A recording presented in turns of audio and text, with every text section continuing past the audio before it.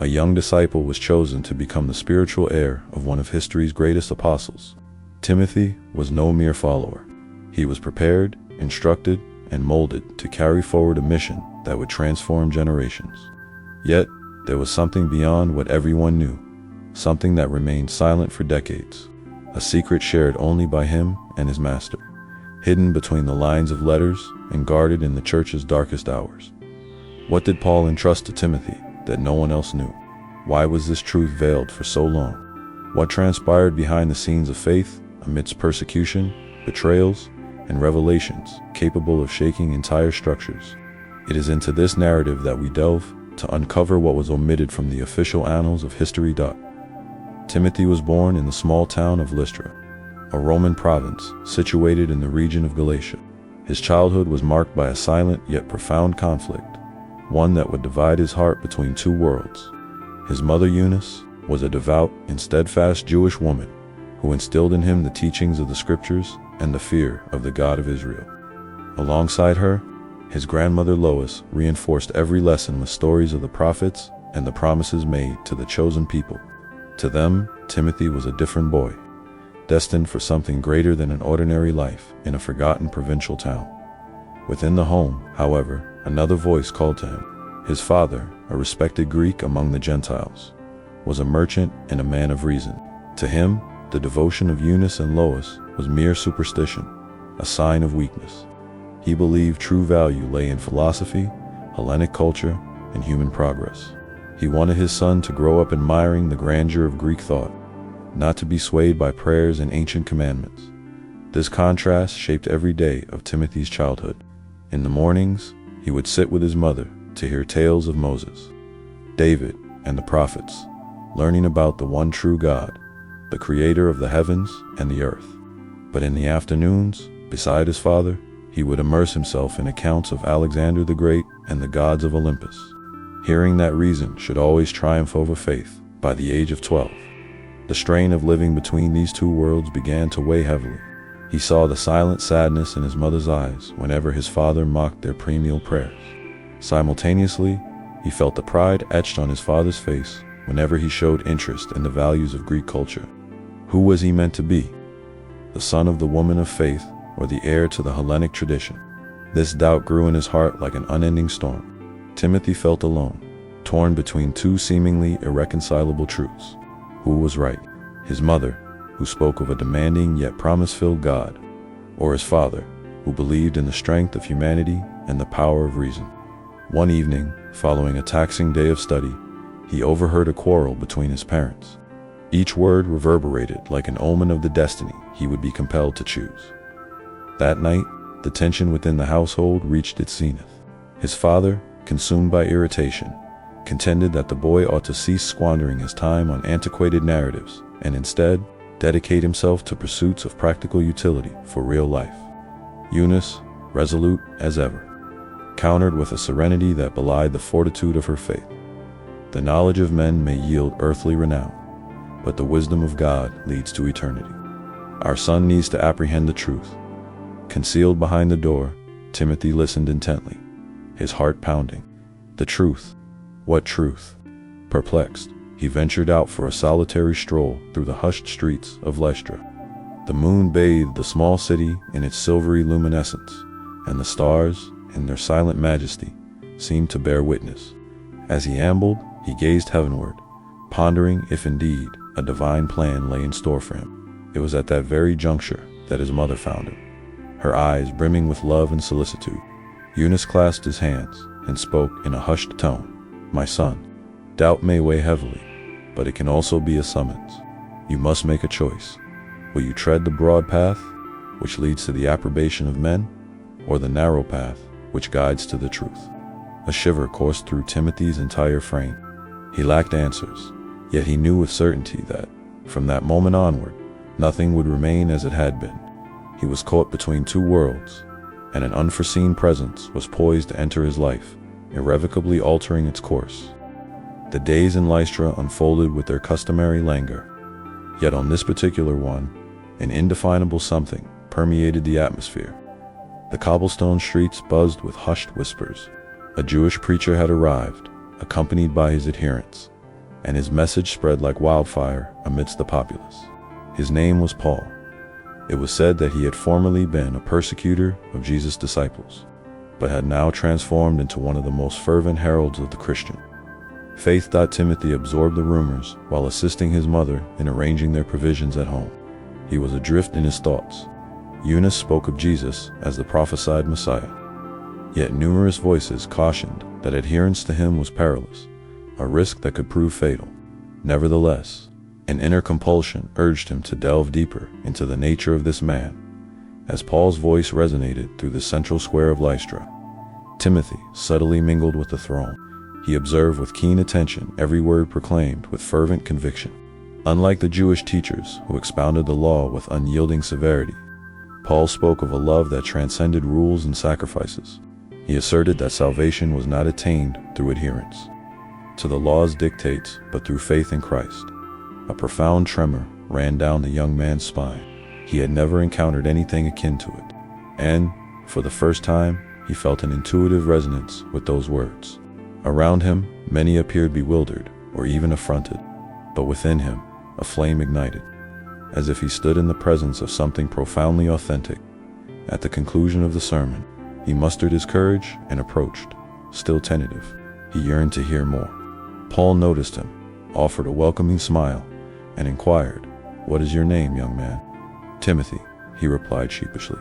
"My mother and grandmother have always taught me about the God of Israel. They believe he has a purpose for me." Paul regarded him for a few moments, as if perceiving more than his eyes could reveal. Then, placing a hand on his shoulder, he stated with conviction, "Perhaps that purpose is beginning now. Come with me." Timothy's heart leaped. He blinked, bewildered. "Go with you?" "Yes," Paul affirmed with certainty. "There is much to learn, and I see that the Lord has already planted the seed in your heart. Would you like me to continue developing the next part?" Already in the rhythm of Timothy's walk alongside Paul, illustrating how this calling became the watershed moment of his life. "I wish to teach you, guide you, and show you what it truly means to serve God." Paul's words resonated deeply within Timothy's soul. His hands began to sweat, and within him, a conflict brewed. His heart cried out to accept the calling, yet his mind wavered. He knew that if he said yes, he would be leaving behind everything familiar: his home, his city, his mother, and his grandmother. His father, he was certain, would never countenance such a decision. That night, lying in his bed, he stared at the ceiling in silence, unable to sleep.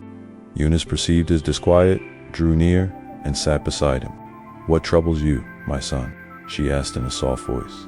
Timothy hesitated before responding, until finally he confessed, "Paul has called me to follow him." A brief silence ensued. Then, his mother offered a faint smile, but her eyes could not conceal a mixture of pride and sorrow. "I knew this day would come." He swallowed hard. "Do you want me to go?"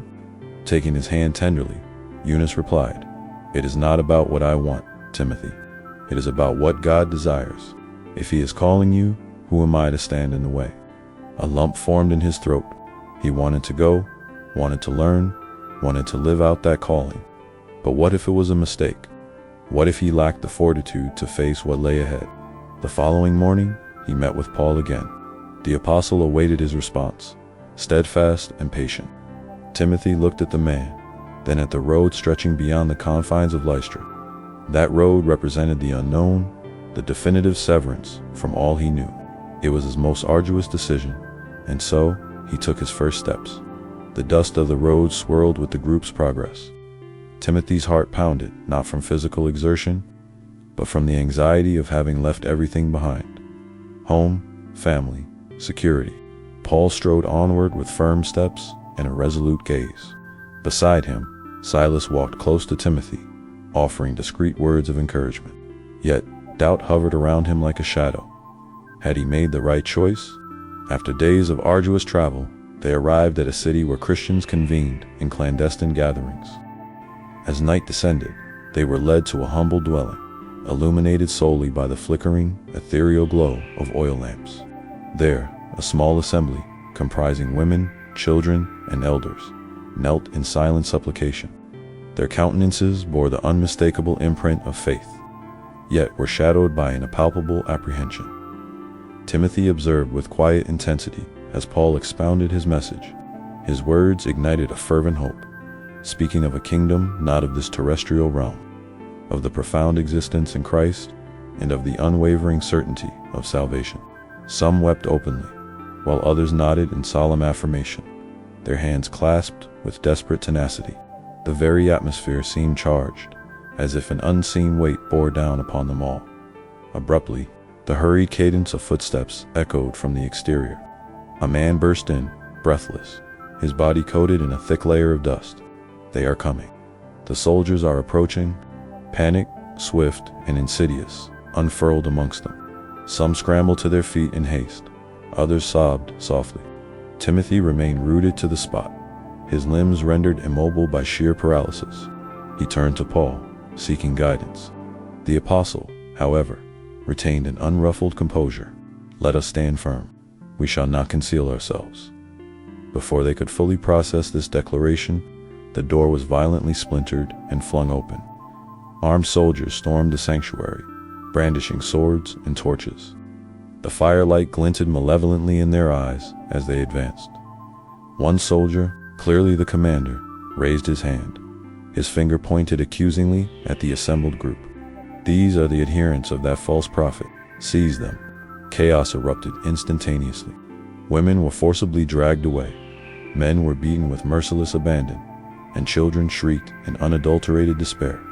The air grew thick with the acrid scent of smoke and perspiration. And then Timothy's gaze became fixed upon a scene that would forever be seared into his memory. One of the Christians, an elderly man with a flowing white beard and a visage of profound serenity, was pulled roughly from the group by the soldiers. The commander approached, his voice a harsh bark as he commanded, "Abjure your faith." The old man lifted his head.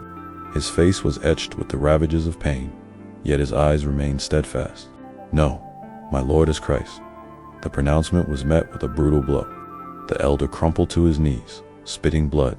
Timothy felt the sickening lurch in his gut. He yearned to rush to the man's aid, to intervene, but his feet felt fused to the very floor. Renounce or perish. The soldier bellowed once more. The man drew a deep, ragged breath, closed his eyes, and murmured, "Father, forgive them." The blade flashed in the torchlight and descended. Timothy's world spun violently. The voices receded into a disorienting hum, and the blood pooling on the ground seemed a nightmarish tableau from which he could not awaken. Paul seized him by the arm, yanking him forward, dragging him out amidst the pandemonium. They fled through the narrow, shadowed alleys until they found refuge within the skeletal remains of a derelict structure. The ensuing silence was an oppressive, suffocating blanket. Timothy trembled, his hands icy. "He's dead," he whispered, as if still unable to comprehend the horror he had witnessed. "Yes," Paul replied, his voice resonating with unwavering conviction, "but not in vain. He died in Christ." Tears threatened to spill over. "I don't know if I can endure this." His voice cracked, heavy with a potent admixture of fear and anguish. He looked to Paul, desperately seeking an answer, a solace. The apostle placed a hand on his shoulder and spoke with gravity. "No one is born ready, Timothy. It is faith that sustains us. You will have to choose. Trust in God or be consumed by fear." Timothy averted his gaze. The images of the night burned in his mind like fire. Would he be able to move forward, or would fear destroy him before he even began? Hours later, as his companions rested amidst the ruins, he could not find peace. The smell of smoke still permeated the air, a stark reminder of the violence of the persecution. He walked alone through the deserted streets, hugging himself as if to ward off the cold and the thoughts that tormented him. The memory of the elder's spilled blood was an open wound within him. Am I prepared for this? The question echoed in his mind like a hammer blow. It was then that he stopped. He had the distinct sensation of being watched. He looked around, and the shadows of the houses seemed to come alive under the flickering light of distant torches. Suddenly, a low, soft voice sounded behind him, lost in thought. "Young disciple." Startled, Timothy turned. A hooded man leaned against a stone wall, almost indistinguishable from the darkness. His eyes gleamed with cunning. "Who are you?" Timothy asked, stepping back. The stranger smiled enigmatically. There is only one who watches. One of the soldiers, clearly the leader, raised his voice and pointed at the group. These are followers of that false prophet. Take them. Chaos erupted. Timothy watched in horror as women were dragged away, men beaten, children weeping. The smell of smoke and sweat seared his nostrils. Then his eyes fixed on a scene he would never forget. An elderly man, with a white beard and a serene gaze, was roughly pulled away by the soldiers. "Renounce your faith," demanded the leader. The old man raised his head. His face was etched with pain, but his eyes reflected unyielding resolve. "No, my Lord is Christ." The response was met with a brutal blow. The elder fell to his knees, spitting blood. Timothy's stomach churned. He wanted to react, to intervene, but his body felt paralyzed. Renounce or die. The soldier bellowed again. The old man took a deep breath, closed his eyes, and whispered, "Father, forgive them." The blade glinted in the torchlight and descended mercilessly. Timothy's world seemed to unravel. The air left him. Sounds receded into a distant hum. The blood staining the ground was seared into his memory. He wanted to scream, but no sound escaped his lips. It was then that he felt Paul grasp his arm. The apostle dragged him out amidst the tumult. They ran through the narrow streets, evading patrols until they found refuge in an abandoned ruin. The ensuing silence was almost unbearable. Timothy shivered, his hands cold. "He's dead," he whispered, his voice barely audible. Paul nodded, his expression firm. "Yes, but not in vain. He died in Christ." "I don't know if I can bear this," Timothy confessed, an overwhelming weight pressing upon his chest.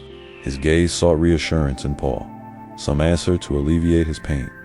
The apostle placed a hand on his shoulder and said, "No one is born fully prepared, Timothy, but faith is what sustains us. You must choose, either trust in God or be consumed by fear." The young man looked away. The images from that night haunted him. Would he have the strength to persevere, or would dread cause him to falter before even beginning? Later, as the group rested amidst the ruins, Timothy quietly withdrew. The scent of smoke still permeated the air, reawakening the memory of the execution. He hugged himself, attempting to ward off the chill and the thoughts that pursued him. The old man's face repeatedly surfaced in his mind, always at the final moment. "Am I ready for this?" he murmured to himself. The question weighed like a stone upon his heart. As he walked through the deserted streets, he felt he was not alone. Shadows seemed to stir in the distant torchlight. He stopped, tense, looking around. It was then that a soft, enigmatic voice sounded from behind him. "Lost in thought, young disciple." Startled, Timothy spun around swiftly. A hooded figure leaned against a stone wall, so melded with the darkness that he appeared to be a part of it. His eyes gleamed with an unsettling shrewdness. "Who are you?" Timothy asked, taking a step back. The stranger smiled, almost ironically. "There is but one who watches." Ever since joining Paul, I had felt the steep price of faith firsthand. Fear accompanied me with every step, yet an inner resolve insisted on pushing me forward. Still, doubt gnawed at me. What if someone among us lacked this same determination? That dusk, as we were resuming our journey, we heard hurried footsteps. We turned simultaneously and saw Demas running toward us. His face was ashen, his eyes wide. "Soldiers," he gasped between heavy breaths. "They're coming." The group immediately went on alert. Paul raised his hand, ordering everyone to flee to the nearest woods. But something within me felt uneasy. "How did Demas know? How did you see them?" Paul asked, fixing him with a stare. Demas hesitated for a moment, then replied, "I went to fetch water and saw them approaching. We need to escape." Time seemed to stretch interminably. My heart constricted.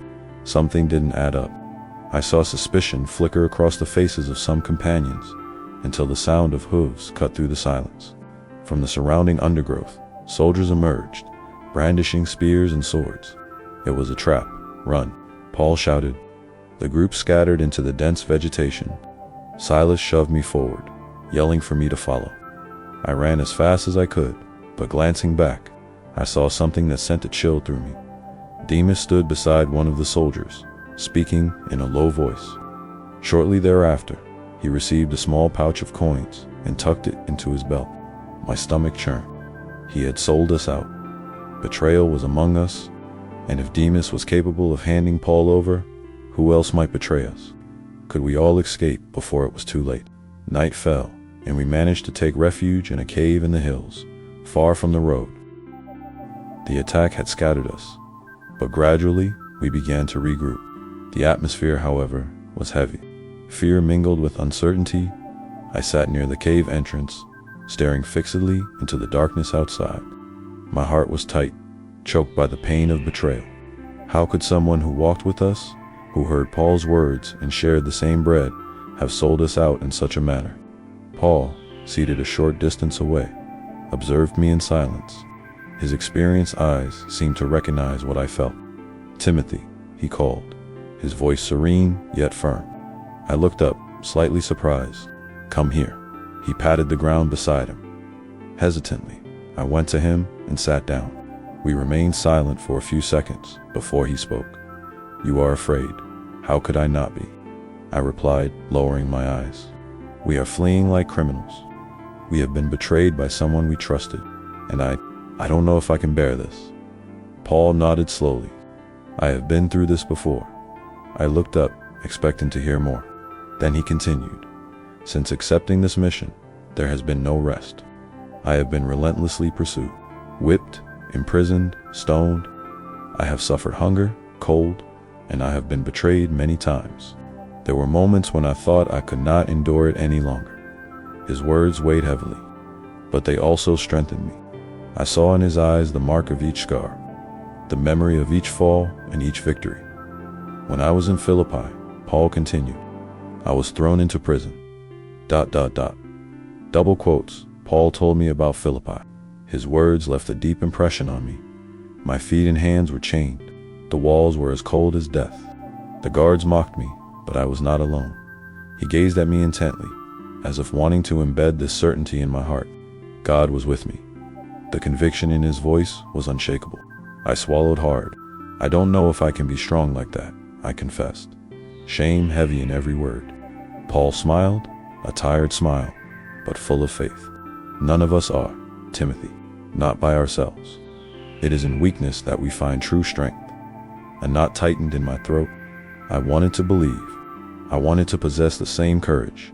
But within me, the question insisted on echoing, was I truly ready to pay the same price he had paid? A sudden noise from outside the cave made us flinch. Silas ran to the entrance, his expression tense. "I think they found us." My blood ran cold. What if it were the soldiers? What if I had to face, so soon, the same suffering Paul had endured? The following days were marked by constant marching. The sun beat down on the dusty road, and each step seemed to weigh heavier on my thoughts. The attack still haunted me, but something beyond fear troubled me. A persistent voice of doubt, whispering within me. When we stopped in a small village to procure provisions, I stepped away for a few moments. I went to a well, washed my face, and let the water stream down, trying to wash away the exhaustion. As I lifted my head, I saw an elderly man observing me intently. His skin, weathered by time, his piercing eyes. There was a mystery about him, as if he carried stories no one else knew. "You, ... he murmured, his voice low. "Excuse me," I replied, confused. He approached slowly, examining me as one recognizes a forgotten face. "You resemble someone I once knew very much." A shiver ran down my spine. "Who?" The old man took a deep breath. "Your father." My heart leaped. My father had always been a shadow in my life, a distant man, Greek, who had never shared my mother's or grandmother's faith. "You knew him?" I asked hesitantly. "Yes," he answered firmly.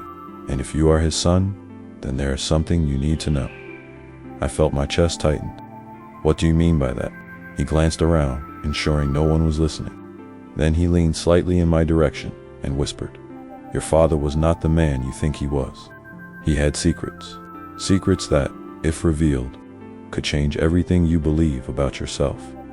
The ground seemed to disappear beneath my feet. "What do you mean? What secrets?" I insisted, but before he could answer, a cry echoed from the other side of the village. "Soldiers! They're coming!" Panic spread among the villagers. I turned to call Paulo, but when I looked back, The old man had vanished. Who was that man? What secrets did he know about my father? And why had he disappeared so suddenly? We left the village in haste, walking along the narrow road toward the hills. Paulo walked ahead, steadfast as always, encouraging the group with words of hope. But I could barely hear him. My mind was elsewhere, revolving around the unfinished revelation. My mind was still caught in the old man's words. Your father was not the man you think he was. He had secrets. Secrets capable of changing everything you believe about yourself. Since then, that phrase had echoed like a shadow. Why had he chosen that precise moment to tell me this? And why had he vanished so quickly? I looked at my companions. They were exhausted, their clothes covered in dust, their faces etched with the constant fear of pursuit. But a disturbing thought struck me. Since the last attack, the soldiers had found us too quickly, as if someone were betraying our movements. A chill ran down my spine. What if there was a traitor among us? That night, we convened in a secluded grove.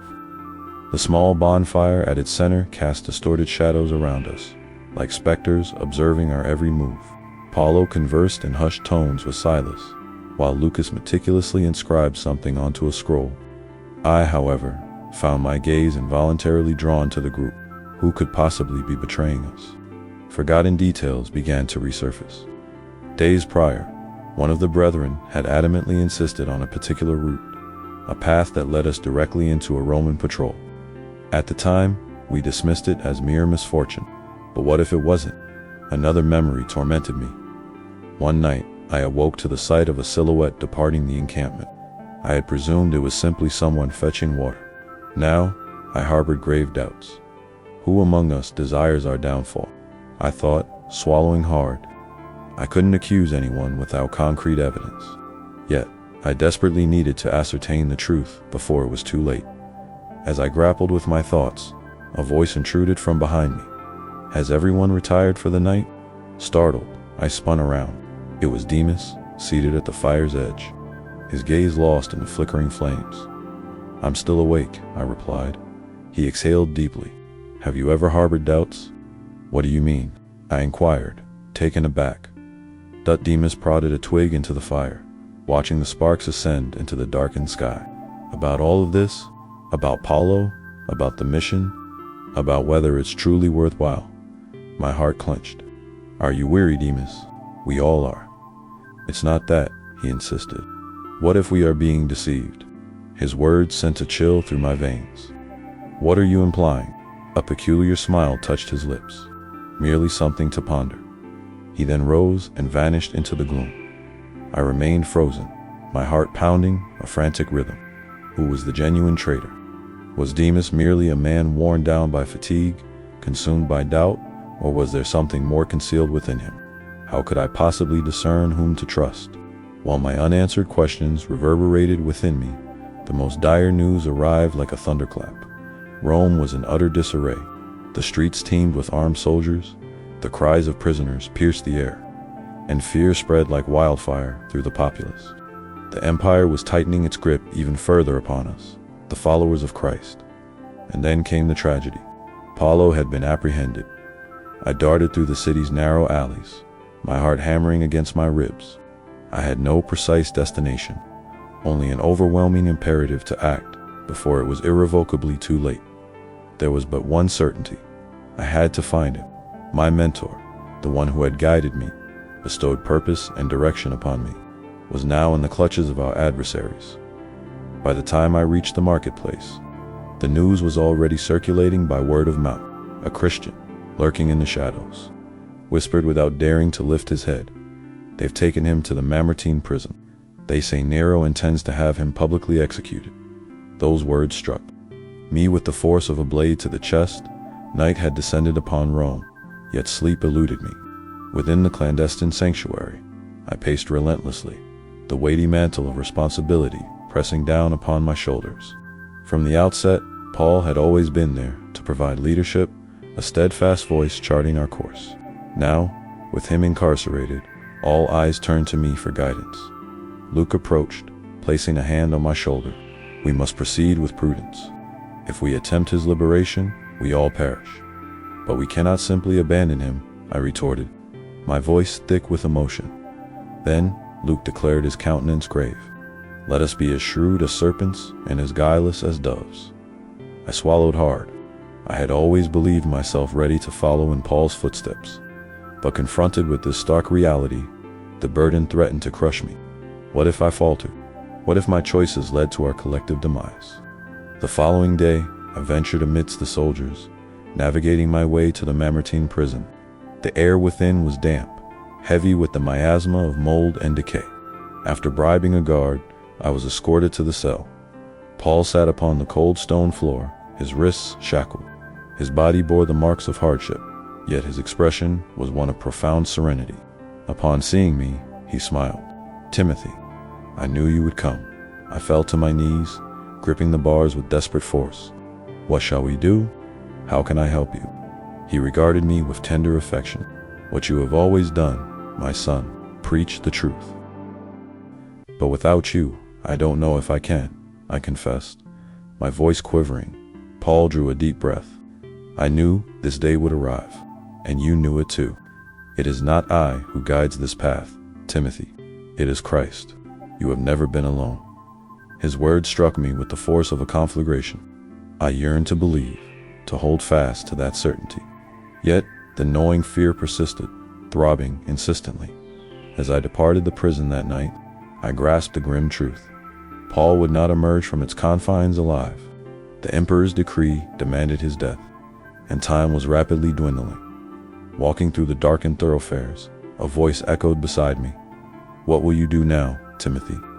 I turned to find Demas emerging from the gloom. His gaze was inscrutable. "Do you believe you can carry on without Paul?" he inquired. Doubt began to plague me once more, but this time a subtle shift occurred within. I could no longer afford to hesitate. Action was imperative.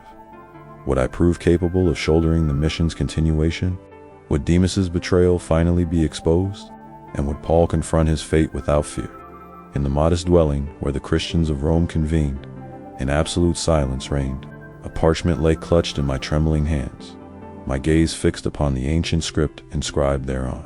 The lamplight flickered, causing the letters to dance before my eyes, as if evading my comprehension. Of one thing, I was certain.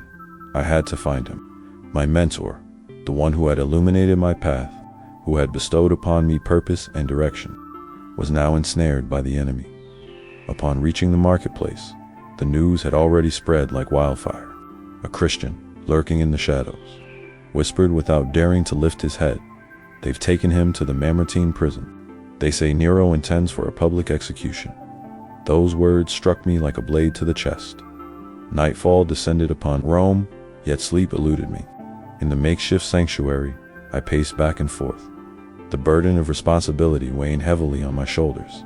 From the outset, there had always been Paul to lead. There had always been a steadfast voice to chart the course. But now, with him imprisoned, all eyes turned to me for direction. Luke approached, placing a hand on my shoulder. "We must proceed with prudence. If we attempt to free him, we will all perish." "But we cannot simply abandon him there," I retorted, my voice thick with emotion. "Then," Luke stated, his expression grave, "let us be as cunning as serpents and as innocent as doves." I swallowed hard. I had always believed myself ready to follow in Paul's footsteps, but faced with this reality, the weight felt crushing. What if I failed? What if my choices led to everyone's demise? The following day, I ventured cautiously amidst the soldiers until I reached the Mamertine prison. The air was damp, thick with the stench of mildew and decay. I bribed a guard and was led to the cell. Paul sat on a cold stone floor, his wrists shackled. His body bore the marks of hardship, yet his countenance was serene. Upon seeing me, he smiled. "Timothy, I knew you would come." I fell to my knees, gripping the bars tightly. "What shall we do? How can I help you?" He regarded me with tenderness. "What you have always done, my son, preach the truth." "But without you, I don't know if I can," I confessed, my voice wavering. Paul took a deep breath. "I knew this day would come, and so did you. It is not I who guides this path, Timothy. It is Christ. You have never been alone." His words ignited me like fire. I yearned to believe. I longed to hold that certainty within me. Yet, The fear persisted, throbbing relentlessly. As I departed the prison that night, I grasped the stark truth. Paul would not emerge alive. The emperor desired his death, and time was rapidly dwindling. While I traversed the darkened streets, a voice echoed beside me. "What will you do now, Timothy?" I turned and saw Demas emerging from the gloom. His gaze was unreadable. "Do you believe you can carry on without Paul?" he inquired. Doubt assailed me once more, but this time, something within me began to shift. I could wait no longer. I had to act. Would I be capable of shouldering the responsibility of continuing the mission? Would Demas's treachery finally be exposed? And Paul, would he face his destiny without fear? In the humble abode where Rome's Christians convened, silence reigned supreme. I clutched the scroll in my trembling hands, unable to tear my gaze from the ancient words inscribed upon it. The lamp's flame flickered, causing the letters to dance before my eyes, as if attempting to elude my comprehension. Would you like me to proceed from here, delving deeper into the unrevealed secret of Timothy, connecting it both to the mystery surrounding his father and the spiritual legacy left by Paul? Here is the rephrased passage you sent. Maintaining the tension and emotion as if I were experiencing the scene myself, I had only one certainty. I had to find him. My master, the one who had given me purpose and faith, was now in the hands of enemies. When I reached the marketplace, it was too late. The news was spreading by word of mouth. A Christian, hidden among the shadows, murmured without lifting his head. "They've taken him to the Mamertine prison. They say Nero has ordered his public execution." Those words pierced my heart like a sword. Night fell upon Rome, but sleep did not visit me. In my hiding place, I paced back and forth, feeling the weight of responsibility upon me. Paul had always been at the forefront, guiding, supporting. Now, with him imprisoned, everyone looked to me as if I held the answers. Luke approached, placed a hand on my shoulder, and said, "We must act with wisdom. If we try to free him, we will all perish." "But we cannot leave him there," I replied, my voice choked with emotion. "Then let us be shrewd as serpents and innocent as doves," he retorted, his expression grave. I swallowed hard. I thought I was ready to follow in Paul's footsteps, but the truth was cruel. The burden was crushing me. What if I failed? What if I dragged everyone down to death with me? The next day, I ventured among soldiers and guards until I reached the Mamertine prison. The damp stench of mold and decay permeated the air. I bribed a guard and was led to a dark cell. There, sitting on the cold floor, his wrists chained, was Paul. His body bore the marks of his imprisonment, yet his countenance remained serene. When he saw me, he smiled. "Timothy, I knew you would come." I fell to my knees before the bars. "What are we going to do? How can I help you?" He looked at me with tenderness. "Do what you have always done, my son. Preach the truth. But without you, I don't know if I can," I confessed, my voice faltering. Paul took a deep breath. "I knew this day would come, and you knew it too. It is not I who guides this path, Timothy. It is Christ. You were never alone." His words struck me like fire. I wanted to believe, to absorb that certainty, but the fear remained, throbbing. I left the prison that night with a heavy heart. I knew Paul would not leave there alive. The emperor wanted his blood. Time was running out. As I crossed the darkened streets, a voice emerged from the shadows. "And now, Timothy, what will you do?" I turned and saw Demas emerge from the darkness. His gaze was unreadable. "Do you believe you can continue without Paul?" Doubt assailed me again, but this time something within me stirred. I could not wait. I had to act out in the hideout. Silence reigned supreme. I held an ancient scroll in my hands. My hands trembled. The lamplight made the letters writhe before me, as if fleeing my comprehension. The secret lay there, between those lines. Something that could change everything in that Paul had, until then, kept solely for me. I tried to prevent it, but no one would listen. Paul took a deep breath, and his voice rang out steady, even in the cell's darkness. "That does not matter. What matters is that the word of God remains alive, and you, Timothy, have a role in this." I lowered my gaze, feeling the crushing weight of it all. "I don't know if I'm ready." Paul placed his hand on my shoulder. "No one ever is. But it's not about being ready, it's about being faithful. The ensuing silence felt like an eternity. Then, he lowered his voice and said something that made my heart leap. There is something you need to discover for yourself. Something I have hidden until now. What are you talking about? I asked, bewildered. Paul closed his eyes for a moment, as if searching for the right words. Not everything has been revealed. You must continue the search. Go beyond what I have taught. There are hidden truths, and your path lies among them. A shiver ran through my body. I was already tormented by doubts about my past, about the mysterious scroll I had found. Now, Paul was telling me there were still unrevealed secrets. Where should I look? I pressed. He smiled faintly. You will know when the time is right. Before I could ask more, footsteps echoed in the corridor. 2 soldiers wrenched open the cell and dragged Paul out violently. He offered no resistance. He merely cast me one last look and said, "Do not let fear prevent you from proceeding." And then they took him away. I remained kneeling before the bars, an immense void consuming me. His final words reverberated in my mind, laden with mystery. The truth will set you free, but first it will destroy you. What did he mean by that? The night was still when I decided to act. I had observed the man who aroused my suspicions closely. Small slip-ups, averted glances, hidden whispers. Everything pointed to something that wished to remain concealed. I followed him in secret when I saw him depart, walking swiftly toward an isolated cave outside the encampment. The damp earth muffled my steps, but my heart pounded against my ribs. I needed answers. Inside the cave, the scene unfolded.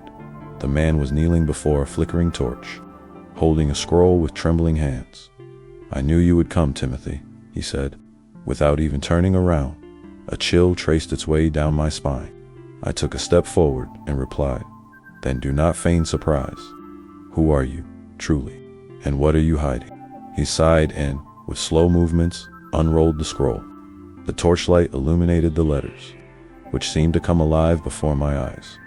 The world seemed to spin as my eyes registered the names inscribed upon that scroll. Among them, I saw my own alongside another that caused my heart to falter for a fleeting instant. "This cannot be true, ... I murmured, my voice cracking. The man raised his gaze to me, his expression a somber admixture of pity and gravity. "It is true, Timothy. Your father. He was not who you believed him to be." My heart hammered against my ribs. I had spent my entire life under the conviction that my Greek father had been a mere distant figure, inconsequential to my faith. Yet, those words screamed a starkly different reality. He had been powerful, influential, and worse, directly implicated in the persecution of Christians. "A lie," I exclaimed, recoiling in sheer desperation. "You may deny it as vehemently as you wish," the man insisted, "but this is your lineage. It is why Paul always hesitated to tell you. He feared it would shatter your faith." My mind was in utter disarray. Paul knew, all along. Had I been shielded from the truth, or deliberately misled? My legs buckled, and the air seemed to refuse entry into my lungs. How could I possibly continue my mission now? How could I preach the gospel, knowing that the blood of a persecutor coursed through my veins? The man took a step forward, placing a hand on my shoulder. "What will you do now, Timothy? Will you flee from this truth, or will you harness it to forge yourself anew, stronger than before?" I closed my eyes. I yearned to respond, to vehemently contest this revelation, but I was incapable. Everything had irrevocably shifted. I no longer knew if I could persevere. Suddenly, footsteps echoed from beyond the cave's entrance. Measured, resolute, deliberate. Someone had overheard us. Someone who clearly wished for this truth to remain buried. The man beside me extinguished the torch with a swift motion, plunging the cavern into absolute darkness. "Stay silent," he whispered. My heart throbbed relentlessly. The weight of the scroll concealed within my tunic felt like a searing brand against my body. It was the tangible proof of this devastating truth. Now, someone sought to silence me before I could fully comprehend its implications. At the cave's mouth, a cloaked figure materialized. The moon glinted off the polished steel of a dagger. A chilling voice sliced through the silence. "I know you are here." I swallowed hard. The fear was palpable, a thick, suffocating blanket The man beside me gripped my arm with unwavering strength. We must leave now. Yet, to flee would mean relinquishing any hope of uncovering further truths about my heritage. To remain risked certain death. Before I could make my choice, the figure lunged forward. The dagger flashed through the air. The man at my side threw himself against the attacker, intercepting the blow and creating a fleeting window for my escape. "Go," he cried, my eyes burned. I did not wish to abandon him, but I knew my survival was paramount. I bolted from the cave, the frigid night air biting at my face. Behind me, the sounds of struggle reverberated, mingling with the frantic, irregular pounding of my own heart. As I reached the road, my legs began to tremble. Everything seemed to crumble around me. Paulo was gone. The truth about my origins was consuming me. And now, someone was willing to kill me to prevent it from coming to light. I ran, putting as much distance as I could between myself and the grotto, my feet sinking into the soft earth of the night.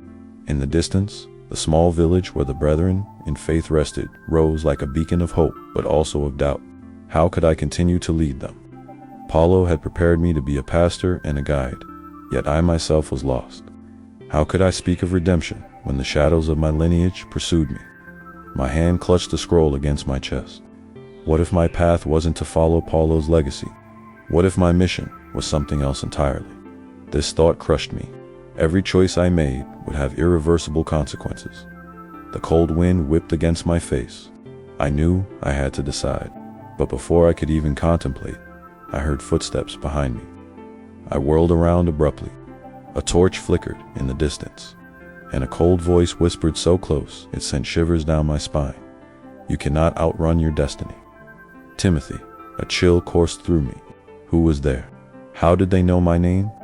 The scroll felt as if it weighed tons against my body. I couldn't let it fall into the wrong hands. The footsteps quickened. My heart pounded. I clenched my fists and ran. The uneven road punished my feet. Sweat streamed down my forehead. But behind me, the sound of pursuit grew louder. Suddenly, a hand grabbed my tunic. I turned, and before me stood a hooded man, his eyes burning like embers in the dim torchlight. He raised his dagger and said with a cutting voice, "Give me the scroll." Now, despair washed over me. That scroll held secrets that could alter the course of faith. Handing it over would be a betrayal of everything Paulo had taught me, but resisting might mean my death. "You don't understand," I panted, struggling against my fear. "This cannot fall into the wrong hands." He tightened his grip on my wrists. And who said we were the wrong hands? My blood ran cold. Those words struck me like an invisible blade. What if I had been wrong all along? What if I had been manipulated?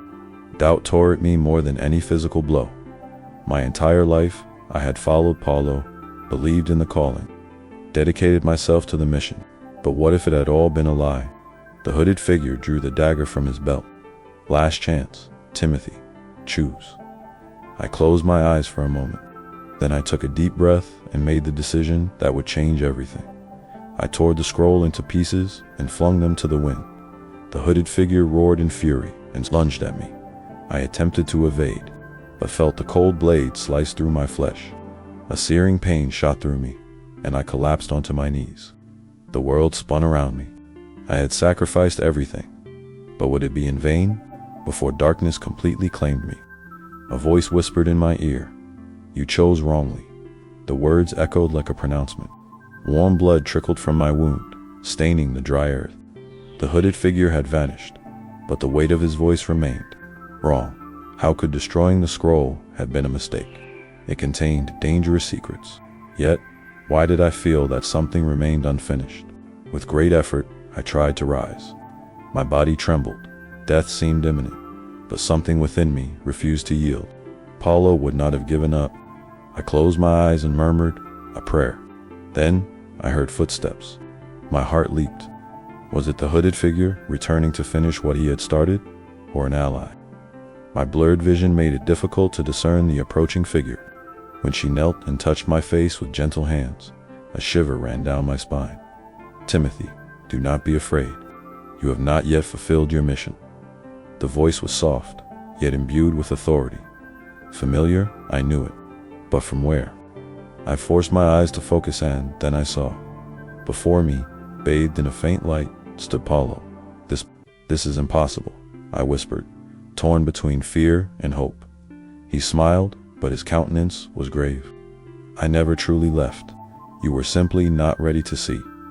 A jolt coursed through me. Paulo was alive. Or was this something beyond human comprehension? I tried to speak, but my voice failed me. Listen, my son, he said. What was written on that scroll was not merely a secret. It was a warning, something the world is not yet ready to comprehend. My mind reeled. I had destroyed it. Had I damned myself and everyone else? Paulo placed his hand upon my wounded chest. You will pay a price for your choice, Timothy. But through the pain, you will find the ultimate truth. The light surrounding him flared brilliantly and then vanished. I gasped. The pain remained, but something within me had shifted. The price would be steep, but now I knew. My mission had only just begun. I had lost one secret, but found another, even greater. In time, I ceased to be merely a disciple. I became a guide, a leader, a counselor to those who sought the truth. The trials did not break me, they forged me. Every pain, every doubt, every sacrifice was necessary for me to comprehend my true purpose. And I learned that faith is not about easy answers, but about the courage to persevere, even when the path is unseen.